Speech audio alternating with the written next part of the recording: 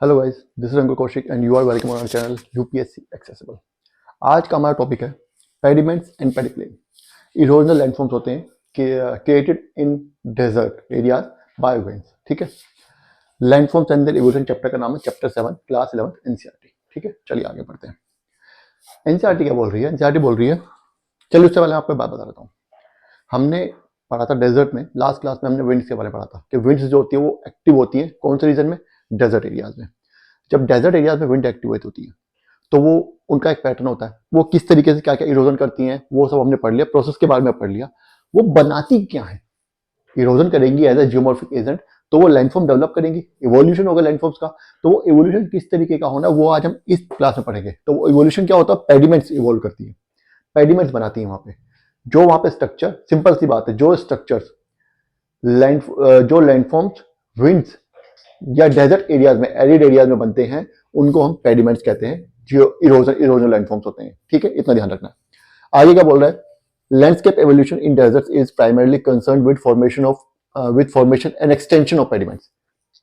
Desserts में जो landscape evolution होता है वो प्राइमरली कंसर्न होता है किससे? Formation and extension of pediments. या तो पेडिमेंट्स बनेंगे या बन चुके तो उनका एक्सटेंशन और बड़े होते चले जाएंगे। कैसे, क्यों, कब, कहा, ये तो बताने वाला हूं अभी।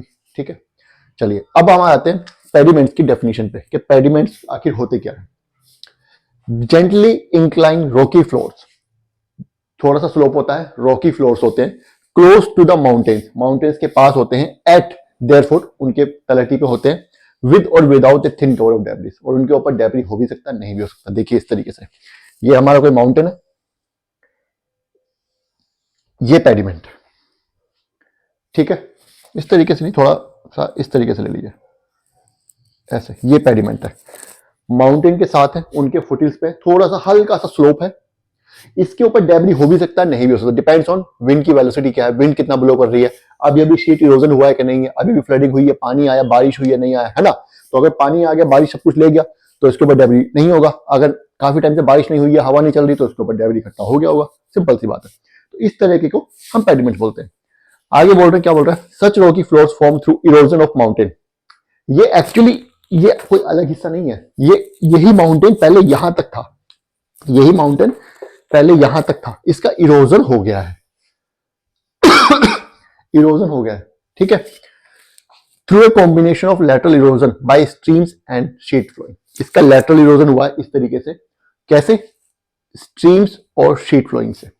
शीट फ्लोइंग पता है क्या होता है? जब पानी होता है, बाढ़ आती है, बहुत ज्यादा पानी एकदम से बहता है, तो अपने साथ मिट्टी की परत ले जाता है, और वो जो मिट्टी के कण जो होते हैं उस पानी के अंदर, वो पत्थर के ऊपर फ्रिक्शन डालते हैं, उसके ऊपर एब्रेजन करते हैं, तो उससे इरोजन होता है ना। अब यहाँ पे क्या होगा, आपके मन में एक बात आएगी कि यार पानी मान लो यहां से बहा है, ये उसका रीजन है, ये पानी है, ठीक है, ये पानी यहां से, स्ट्रीम यहां से जाती है, फ्लडिंग हुई तो पानी यहां तक पहुंच गया, इधर पहुंच गया, ठीक है, उसने यहां तक इरोजन किया, तो नीचे का हिस्सा यहाँ पे केव बननी चाहिए, यहाँ पे इरोजन होना चाहिए ना नीचे, ऊपर का पहाड़ कैसे गायब हो गया? यही तो प्रोसेस हमें पढ़ना है, क्या होता है, कैसे हुआ, पैरेलल रिट्रीट क्या होती है, इनसेलबग्स कैसे डेवलप होते हैं, यही सब तो हमें आज की क्लास में पढ़ना है। ठीक है, तो यहां तक समझ आ गया। पेडिमेंट्स क्या होते हैं? रॉकी फ्लोर्स होते हैं, माउंटेन से एडजेसेंट में होते हैं, ठीक है, हल्का सा इंक्लिनेशन होता है। कैसे बनते हैं? स्ट्रीम्स और शीट फ्लोइंग से बनते हैं, लैटरल इरोजन से बनते हैं। समझ आ गया इतना? चलिए अब आगे बढ़ते हैं।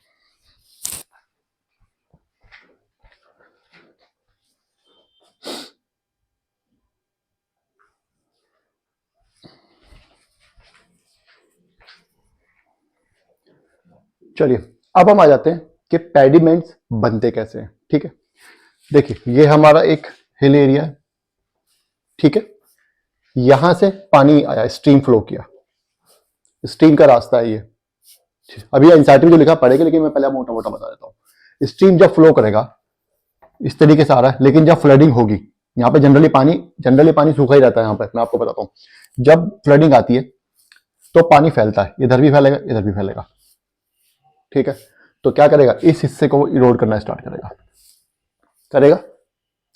तो क्या होगा, यहाँ पे हमने पढ़ा था क्लिफ्स कैसे बनती हैं, कैसे बनेगी, पहले यहाँ पे क्या बनेगा, पहले यहाँ पे सी केव, एक केव जैसा स्ट्रक्चर बनेगा, ये केव बड़ी होती जाएगी,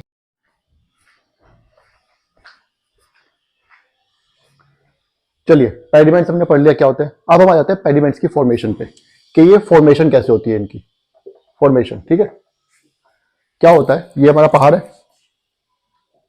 कोई भी लैंडफॉर्म है बड़ा सा ऊंचा सा, बरसात आएगी, पानी आएगा, यहाँ पे शीट इरोजन होगा, यहाँ पे वो टक्कर मारेगा, इधर से भी आ सकता है, इधर से भी आ सकता है, कहीं से भी आ सकता है, ठीक है। जनरली पहले क्या था, स्टार्टिंग में यहाँ पेडिमेंट नहीं था, स्टार्टिंग में यहाँ पे पेडिमेंट नहीं था इस तरीके से, पेडिमेंट अब डेवलप होगा। स्टार्टिंग में एक स्टीप स्लोप था, ऐसे खड़ी चट्टान थी, पानी आया, जैसे हमने क्लिफ में पढ़ा था कि क्या होता है जब पानी यहाँ पे आएगा, इरोजन करेगा तो यहाँ पे केव टाइप बनाएगा, वो धीरे धीरे धीरे वो केव बड़ी होती चली जाएगी, एक टाइम ऐसा आएगा वो केव इतनी बड़ी हो जाएगी कि ये हिस्सा है, ये लैंडमास है, ये अपना वजन नहीं संभाल पाएगा और ये नीचे गिर जाएगा,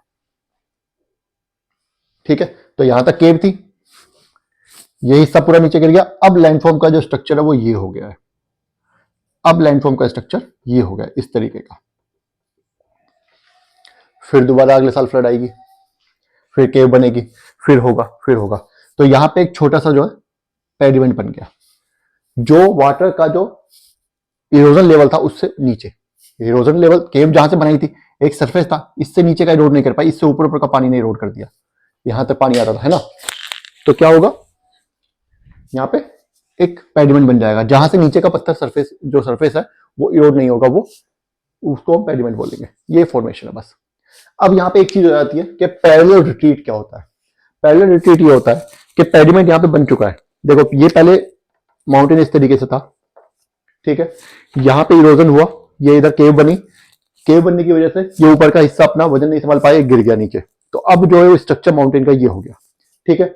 अब यहाँ पे पेडिमेंट बन चुका है, अब दोबारा से फिर वही प्रोसेस रिपीट होगा, दोबारा से यहाँ पे केव बनेगी, वो केव बड़ी हो जाएगी, ये वाला हिस्सा फिर अपना वजन नहीं संभाल पाएगा, फिर ये गिर जाएगा।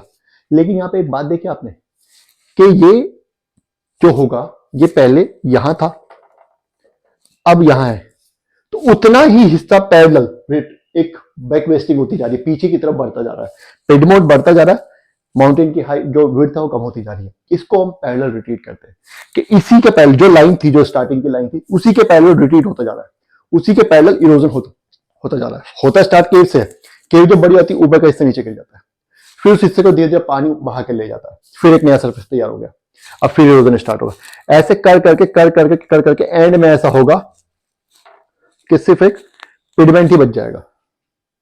उस पिगमेंट को हम क्या बोलेंगे अभी पढ़ते हैं, ठीक है। तो erosion starts along the steep margins. Starting में पेडिमेंट नहीं था, स्टार्टिंग में पूरा का पूरा माउंटेन था, स्टीप मार्जिन था उसका, यहाँ पे जो एकदम खड़ा ढलान था, ऑफ लैंडमास और steep sides of the tectonically controlled steep incident features over the landmass. क्या कह रहे हैं, स्टार्टिंग में जो था वो पेडिमेंट नहीं था, स्टार्टिंग में पूरा का पूरा एक लैंडफॉर्म था जिसकी की स्टीप स्लोप था, है ना, उसी वजह से तो इरोजन स्टार्ट हुआ है। समझ आ गया। आगे बोल रहा है पैरेलल रिट्रीट के बारे में। Once the pigments are formed, एक बार पिगमेंट बन गए, with steep wash slope followed by cliff और फेस अबव इट, पिगमेंट बन गया, इसके ऊपर एकदम क्लिफ का फेस है, the steep wash slope the face retreat backward. अब ये क्या होगा, बैकवर्ड रिट्रीट करेगा, ये फेस जो क्लिफ फेस है बैकवर्ड रिट्रीट करना स्टार्ट करता है, इस तरीके से इरोजन पीछे पीछे होता जाएगा। This method of erosion is termed as parallel retreat of slopes through backwasting. Backwasting मतलब ये जो इरोजन पीछे की तरफ इसको काटता जा रहा है, ऐसे यहाँ केव बन रही है, ये हिस्सा गिर जाएगा, फिर आगे केव बनेगी, ये हिस्सा गिर जाएगा, तो इसको हम बैकवेस्टिंग कहते हैं। इस तरीके से पहाड़ जो पीछे खिसकता जा रहा है उसकी विड्थ कम होती जा रही है, पेडिमेंट जो वो बढ़ते जा रहे हैं उनकी विड्थ ज्यादा होती जा रही है, इसको हम पैरेलल रिट्रीट बोलते हैं, ठीक है। एक टाइम ऐसा आएगा जब बिल्कुल खत्म हो जाएगा, पहाड़ बिल्कुल खत्म हो जाएगा, लैंडफॉर्म बिल्कुल खत्म हो जाएगा, सिर्फ ये पेडिमेंट नीचे का एक रॉकी सरफेस ही बच जाएगा। आगे पढ़ते हैं इसको क्या बोलते हैं, ठीक है।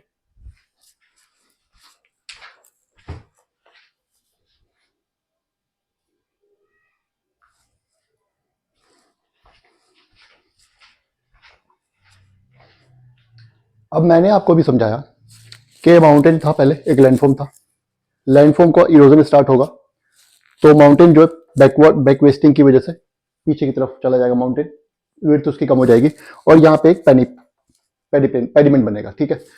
पैरेलल रिपीट की वजह से ये इरोजन और ज्यादा होगा, माउंटेन का फेस और पीछे चला जाएगा और ज्यादा, तो पेडिमेंट बड़ा होता जाएगा।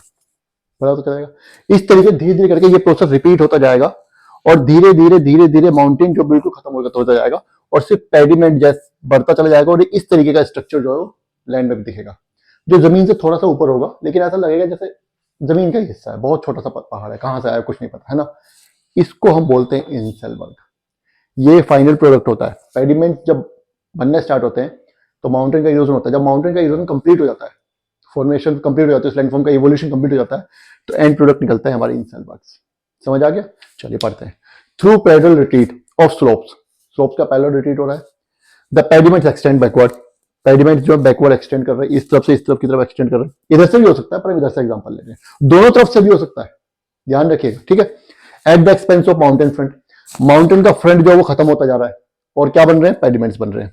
And gradually the mountain gets reduced, mountain जो बिल्कुल खत्म हो जाएगा, लिविंग एन इंसेलबर्ग, एक इंसेलबर्ग बचेगा, which is a remnant of mountain. ये माउंटेन का ही रिमेनेंट है, पहले यहाँ पे माउंटेन था, इरोजन हो होकर पेडिमेंट बन के पेडिमेंट का एक्सटेंशन होकर अब सिर्फ एक इंसेलबर्ग बचा है। ये एक माउंटेन का रेमिनेंट है।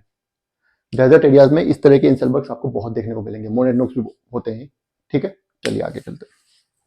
अब आ जाते हैं हम, ये बहुत इंटरेस्टिंग टर्म आ रही है कि पैडी प्लेन क्या होते हैं। पैडी प्लेन क्या होते हैं?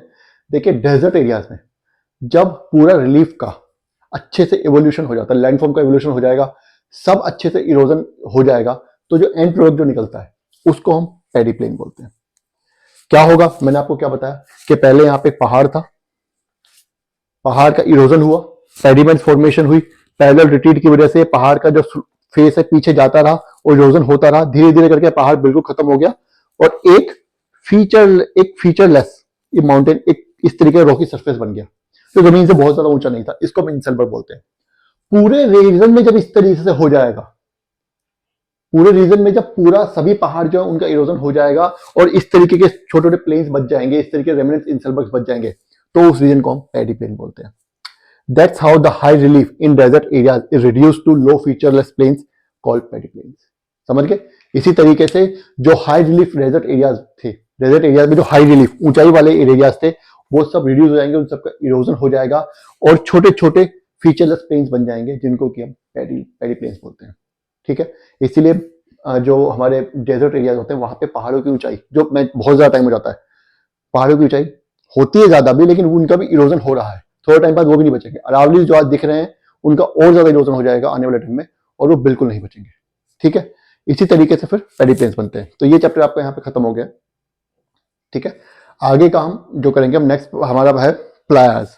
प्लायर्स हम नेक्स्ट क्लास में करेंगे। अभी आपको क्या करना है, इसको बार बार पढ़ना है, कुछ समझ नहीं आया तो पूछना है, कमेंट कर देना और लाइक एंड सब्सक्राइब जरूर करना है। Thank you.